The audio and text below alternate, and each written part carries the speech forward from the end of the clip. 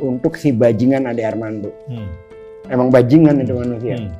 Dia Ini ada banyak sekali pihak yang berharap agar Anies jangan sampai maju.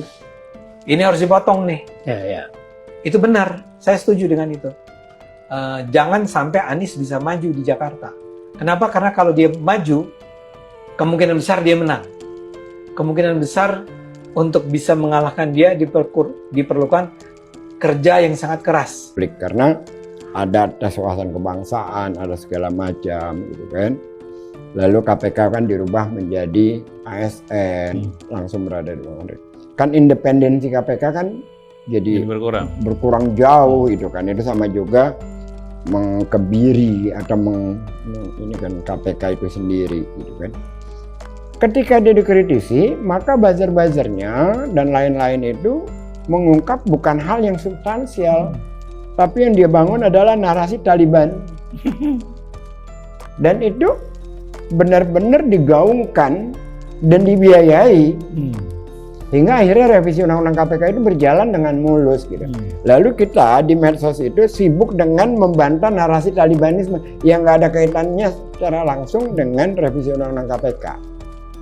Akhirnya terlupakan itu. Akhirnya itu satu. Yang kedua, pemerintah pusat pada saat di masa Anies, coba dilihat deh, setiap ada masalah di pemerintah pusat, pasti pengalihannya kepada Anies Baswedan. Misalkan begini, saya lupa kasusnya, ketika itu apakah Jiwasraya, Omnibus Law atau revisi Undang-Undang KPK, saya lupa itu, tapi itu selalu ada kaitannya.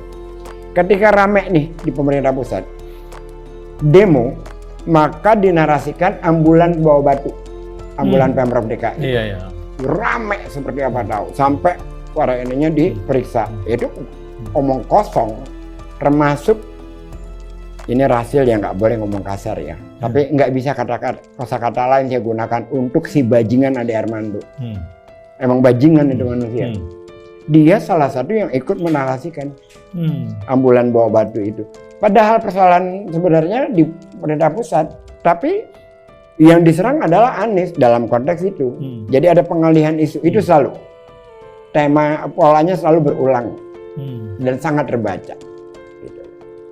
Jadi bukan bagaimana mengajak publik berdialog, menjawab secara tuntas pertanyaan publik. Bukan. Tapi membuat narasi baru. Yang tendensius kepada Anies Baswedan.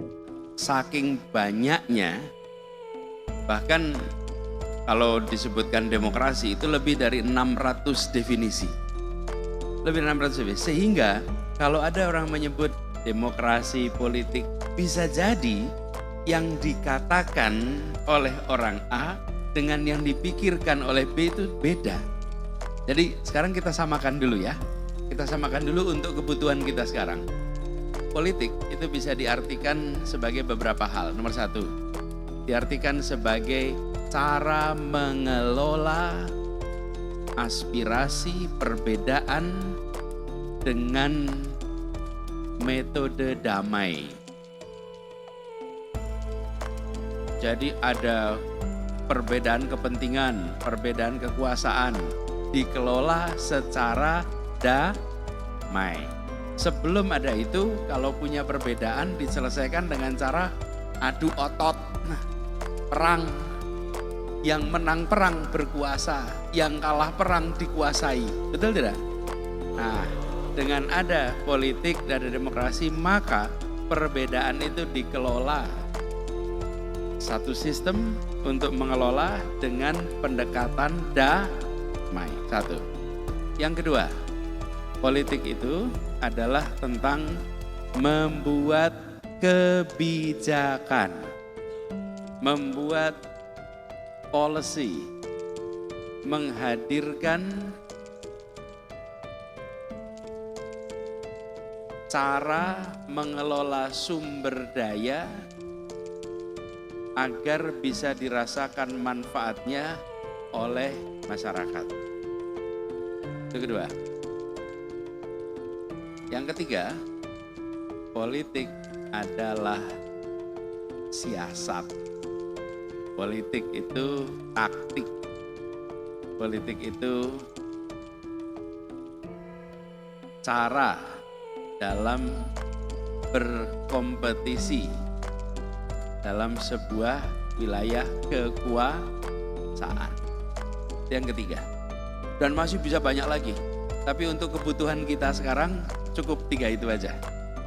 Ya. Nah, dari semua, saya melihat politik terutama di aspek yang kedua. Apa kedua itu? Ya, politik sebagai cara menyusun kebijakan. Saudara sekalian, adik semua, bila kita memiliki negara sebesar Indonesia, sumber daya alamnya amat banyak, jumlah manusianya sangat besar, kebijakan-kebijakan yang dibuat berpengaruh terhadap kesejahteraan rakyat. Dan itu dikerjakan lewat proses apa? Politik. Saya beri contoh.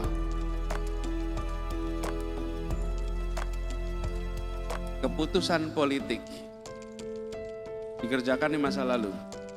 Membangun SD Inpres di seluruh desa di Indonesia.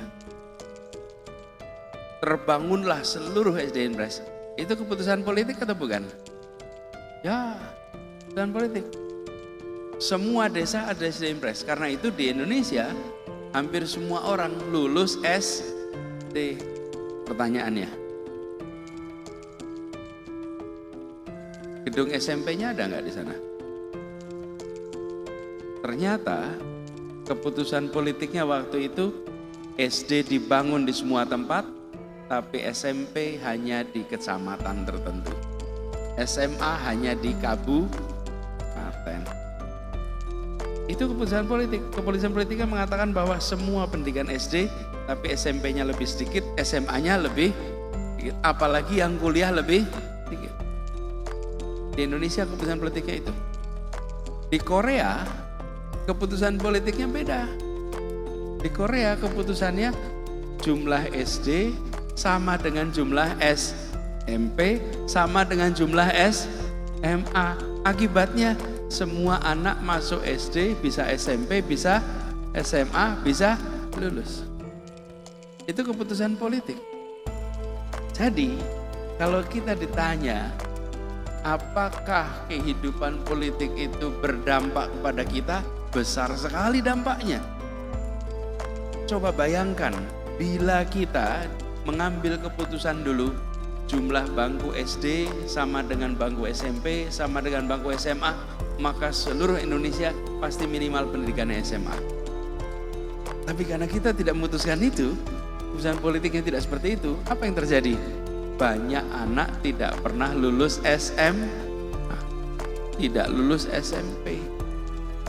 Nah, sayangnya banyak di antara kita ketika bicara politik lebih sering fokus pada kriteria nomor 1 dan nomor 3. Oke, betul tidak? Tadi nomor 1 apa? Ya, nih ada kelompok A, kelompok B, kelompok C, partai A, partai B, partai C, betul tidak? Itu semua berkompetisi. Itu politik. Kemudian siasat yang tadi diceritakan. Itu yang ketiga. Yang kedua, inilah pentingnya. Saya bersedia masuk ke wilayah politik karena saya ingin berjuang dalam kriteria nomor 2 tadi. Membuat kebijakan-kebijakan yang berdampak kepada perubahan kehidupan masyarakat di Indonesia.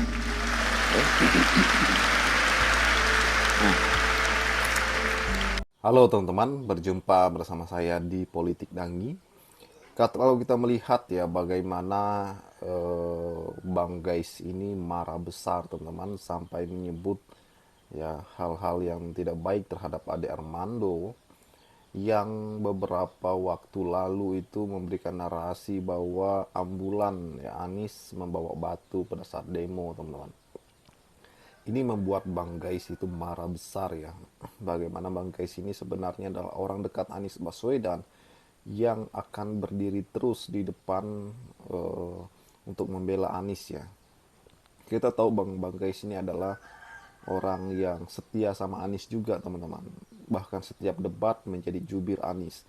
Kali ini tak main-main Bang Gais itu ya mencaci maki Adi Armando ya sebagai buzzer yang selalu memberikan opini untuk menjelekkan Anies Baswedan teman-teman. Bagaimana menurut kalian?